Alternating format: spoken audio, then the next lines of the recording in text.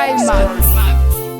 Changu ndonzi Cherry vibes imba ziri nice. Ini ndonzi na Shelly, it's nice to meet you. Baby boss kana vese ndiwe wani sofa, ukandisiya ndiri ndega ndinofa. Animbofenda kusiya babe uri pamawani, nga unoziva kuti ndiwe weka wani. Baby ukandiona inini ndakasuwa inde ndiwe chitiwa ndinenge ndichitongogaya, nekuti ndinofara ini ndinewe, baby ndinofara ini ndinewe. Animbofenda kusiya mdiwa, rudo rokoro ndiparakadzama, kumba kwenyu ndoda kuwe murora wamai wako. Ende yandikwanise swera sina kukuona, ndingatoita inise sina kukwana, ndakatofara ende pandikakuwana ende ndiwe wandinoda chete mai mwana. Ndiwe chete wandinoda my love, come close to me, I wanna give you wine, baby, you are the one in my heart. Baby ukandiona inini ndakasuwa ende ndiwe chitiwa ndinenge ndichitongogaya, nekuti ndinofara ini ndinewe, baby ndinofara ini ndinewe. Animbofenda kusiya mdiwa, rudo rokoro ndiparakadzama,